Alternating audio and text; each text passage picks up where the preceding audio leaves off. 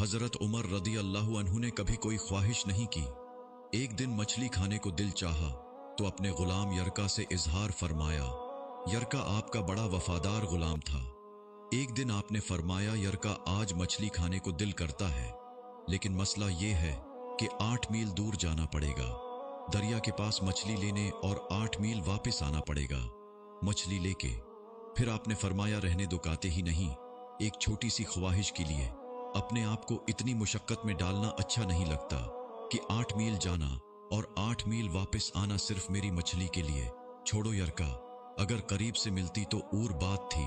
गुलाम कहता है, मैं कई सालों से आपका खादिम था, लेकिन कभी आपने कोई ख्वाहिश की ही नहीं थी, पर आज जब ख्वाहिश की है तो मैंने दिल में ख्याल किया कि हजरत उमर फारूक रजी अल्लाह अन्हु ने पहली मर्तबा ख्वाहिश की है और मैं पूरी न करूं, ऐसा कैसे हो सकता है।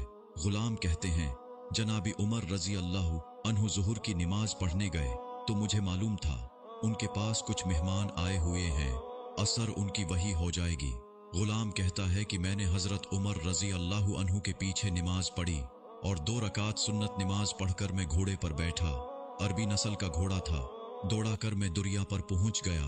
वहां पहुंचकर मैंने एक टोकरा मछली का खरीदा और हजरत उमर रजी अल्लाह अन्हु की असर की नमाज होने से पहले मैं वापस भी आ गया और घोड़े को मैंने टंडी चाव में बांध दिया ताकि उसका जो पसीना आया हुआ है वो खुश्क हो जाए और कहीं हजरत उमर फारूक रजी अल्लाह अन्हु देख ना ले।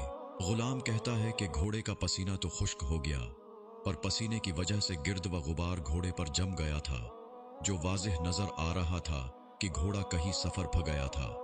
फिर मैंने सोचा कि हजरत उमर फारूक रजी अल्लाह अन्हु देख न ले।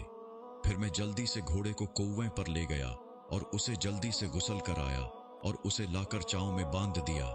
जब हमारी ख्वाहिशात होती हैं तो क्या हाल होता है, लेकिन ये ख्वाहिश पूरी करके डर रहे हैं क्योंकि ज़मीर जिंदा था। फरमाते हैं, जब असर की नमाज पढ़कर हजरत उमर फारूक रजी अल्लाह अन्हु आए, मैंने भी नमाज उनके पीछे पढ़ी थी। घर आए तो मैंने कहा, हुजूर, अल्लाह ने आपकी ख्वाहिश पूरी कर दी है, मछली का बंदोबस्त हो गया है और बस थोड़ी देर में मछली पका के पेश करता हूं। कहता है, मैंने ये लफ्ज कहे तो जनाबी उमर फारूक रजी अल्लाह अन्हु उठे और घोड़े के पास चले गए।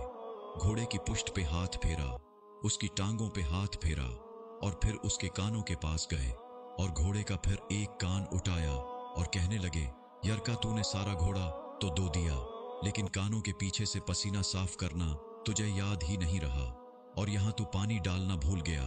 हजरत उमर रदी अल्लाह अन्हु घुटनों के बल जमीन पर बैठ गए और कहने लगे, यरका, तेरी वफा में मुझे कोई शक नहीं है और मैं कोई ज्यादा नेक आदमी भी नहीं हूं, कोई परहेजगार भी नहीं हूं।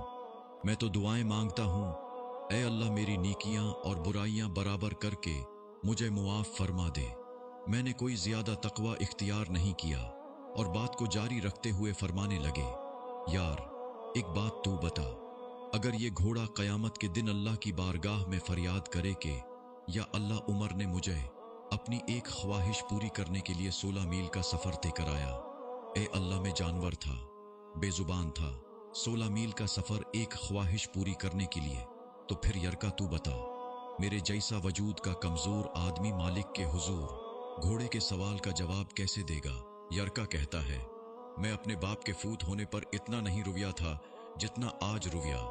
मैं तड़प उठा के, हुजूर, ये वाली सोच, यहां तो लोग अपने मुलाजिम को नीचा दिखाकर अपना अफसर होना जाहिर करते हैं। गुलाम रोने लगा।